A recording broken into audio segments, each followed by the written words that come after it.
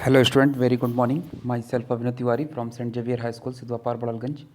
And today I am going to start class 8 science 13 chapter which is chemical effect of current. तो student last video में हमने इस chapter में कुछ important topic के बारे में डिस्कस किया था. आज हम लोग इलेक्ट्रोलिसिस प्रोसेस के से हम वीडियो की शुरुआत करते हैं. तो जैसा कि स्क्रीन पे दिख रहा है इलेक्ट्रोलिसिस होता क्या है. तो electrolysis the production of chemical reaction by passing an electric current through an electrolyte is called electrolysis. आप यहाँ पे एक प्रोसेस देख रहे हैं यहाँ पे 13.3 फिगर में और यहाँ 13.4 में भी एक फिगर बना हुआ है.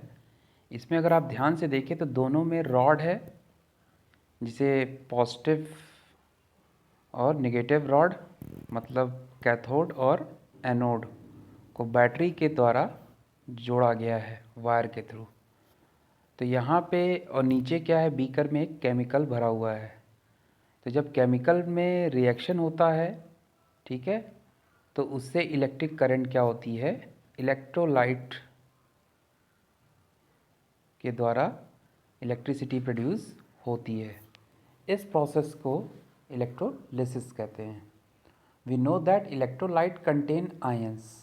ये जो केमिकल देख रहे हैं आप भरा हुआ है ब्लू कलर का, इसमें आयंस हैं विच आर चार्ज्ड, जो कि क्या हैं, चार्ज्ड हैं. The positive charged ion are called cation because they are attract to the cathode plate and negative charged called anions because they are attracted to the anode. Now we know that unlike charges attract each others and like charges repel each other. ये हम सभी जानते हैं. Cations being positive charged get attracted to the negative charged cathode and move toward it.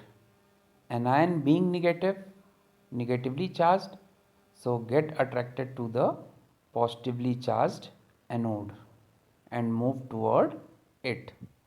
This explains how ion move in electrolytic cell and thus conduct an electric current. तो ये जो process है, इस प्रोसेस में ion electrolytic cell में कैसे move करता है, कैसे इलेक्ट्रिक करंट कंडक्ट करता है, ये सब जानेंगे हम. Chemical reaction take place at the anode and the cathode. This can be observed as the formulation of bubbles due to the production of gases. तो केमिकल रिएक्शन जब होगा तो एनोड और कैथोड प्लेट के द्वारा बीकर में एक bubbles create होगा. इससे ये पता होता है कि यहाँ पे गैस का प्रोडक्शन होने लगा, या कह लें मेटल का डिपोजिशन इलेक्ट्रोड पर होना स्टार्ट हो गया. या फिर कभी कभी कलर भी इलेक्ट्रोलिटिक सेल का इलेक्ट्रोलाइट का जो कलर है वो भी बदलने लगता है, जिससे ये प्रूफ होता है कि केमिकल रिएक्शन हो रहा है. The reaction varies depending on the metal used for electrodes and electrolyte chosen. ये रिएक्शन भी क्या करता है, किस पे डिपेंड करता है, तीन चीज़ों पे ध्यान रखिएगा. पहला, इलेक्ट्रोड किस मेटल का बना है उस पर डिपेंड करेगा. इलेक्ट्रोलिटिक में आपने कौन सा आयन लिया है उस पर डिपेंड करेगा. और electrolysis of solution of sodium chloride produce hydrogen gas and chlorine and sodium hydroxide NaOH. यहाँ पे आपने बीकर में क्या क्या लिया है वो चीज़ें हमने बताई. आप यहाँ देख रहे हैं बुलबुले बबल्स दिख रहे हैं, ये हाइड्रोजन गैस के हैं. सो बढ़ते हैं नेक्स्ट पेज पे. नेक्स्ट पेज पे अगर आप देख रहे हो तो यहाँ पे यूजेस दिया है इलेक्ट्रोलिसिस का, कि यूज़ क्या होता है, इलेक्ट्रोलिसिस प्रोसेस करते क्यों हैं. तो इसके ढेर सारे इंडस्ट्रियल एप्लीकेशंस हैं, वन बाय वन हम डिस्कस करेंगे. Electrolysis is used in industry for the production of many metals and non-metals. कई मेटल्स और नॉन मेटल बनाने के लिए हम इलेक्ट्रोलिसिस प्रोसेस इंडस्ट्री में यूज़ करते हैं, जैसे aluminium, magnesium, chlorine, fluorine etcetera. Electrolysis is commonly employed for coating one metal with another. Electrolysis process के द्वारा ही हम किसी मेटल पर दूसरे मेटल की कोटिंग चढ़ाते हैं. The method of coating one metal with another using electric current is called electroplating. अगर आपने देखा होगा ध्यान से, तो हम इलेक्ट्रिक करंट के द्वारा एक मेटल पर दूसरे मेटल की कोटिंग कराते हुए आपको मार्केट में भी दिख जाएगा. इस प्रोसेस को इलेक्ट्रोप्लेटिंग कहते हैं. The general setup used for electroplating an object is shown in figure. जैसे आप यहाँ पे देख रहे हैं, डिफरेंट टाइप्स के जो हैं इलेक्ट्रोप्लेटिंग किए हुए मटेरियल्स दिख रहे हैं आपको नीचे. तो इलेक्ट्रोप्लेटिंग में जो मेथड इन्वॉल्व होते हैं वो कौन कौन से हैं? पहला है, the object to be coated is made the cathode. Object जो कोटेड होता है वो कैथोड का बनाया जाता है.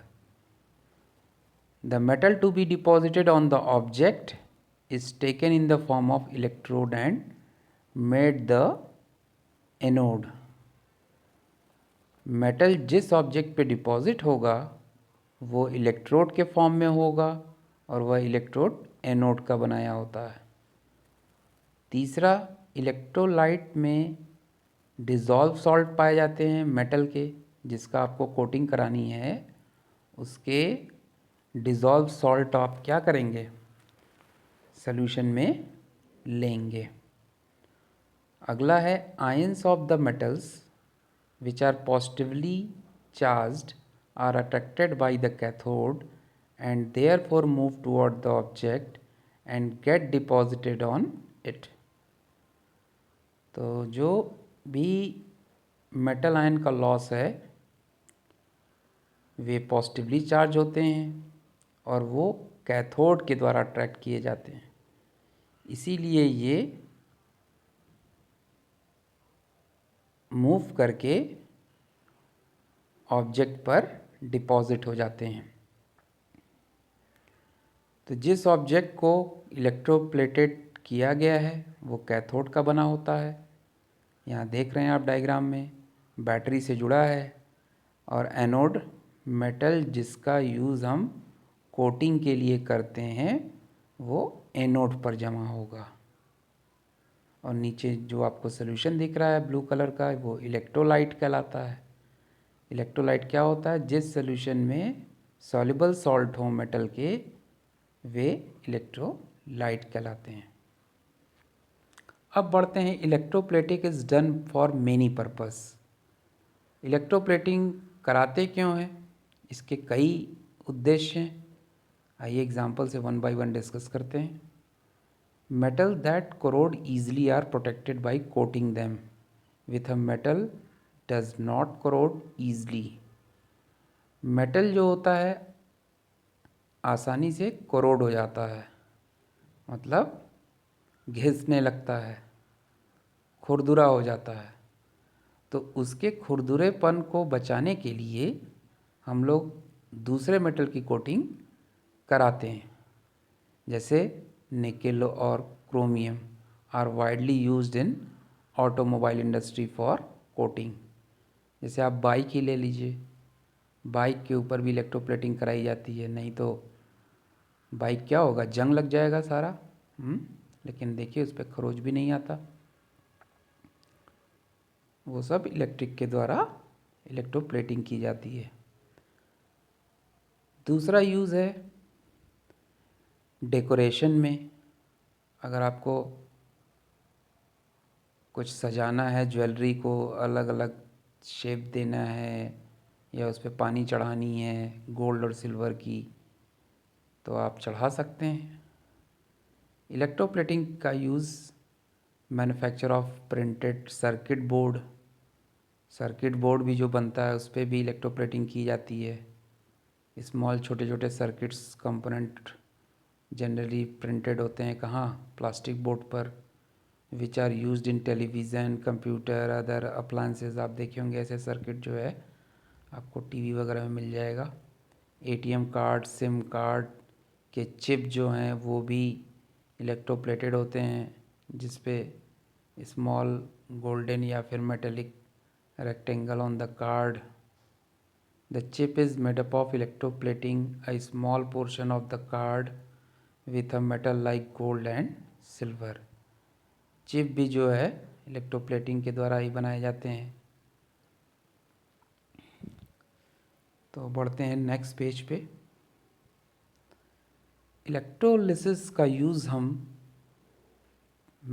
इम्प्योर मेटल को रिफाइन करने में भी करते हैं। This method is called electro-refining.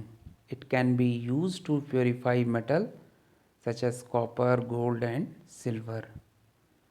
तो इलेक्ट्रो रिफाइनिंग में जिस मेटल को प्यूरिफाई किया जाता है वो मेनली कॉपर, गोल्ड और सिल्वर है।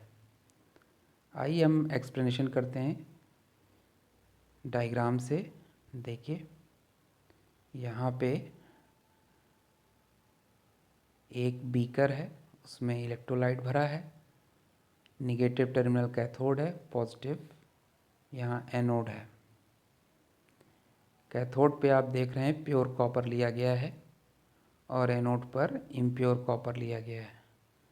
तो जब ये प्रोसेस होगा तो impure copper rod is taken as the anode, a very thin wire और strip of the pure copper is taken as the cathode.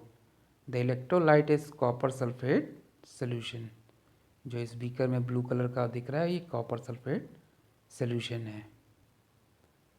यहीं पे अगर आप देखें दूसरे डायग्राम में तो जिसमें जैसे ही क्या करेंगे इलेक्ट्रिक करंट पास कराएंगे, इम्प्योर कॉपर क्या होगा, सोल्यूशन में डिज़ोल्व हो जाएगा और प्योर कॉपर मेटल कैथोड पर जाकर जमा हो जाएगा।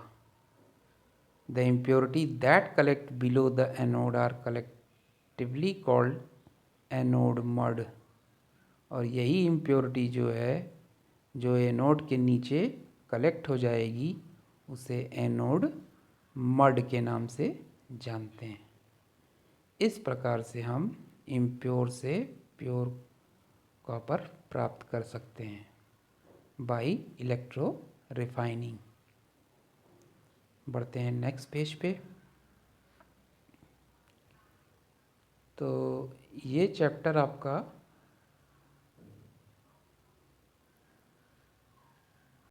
यहीं पे समाप्त होता है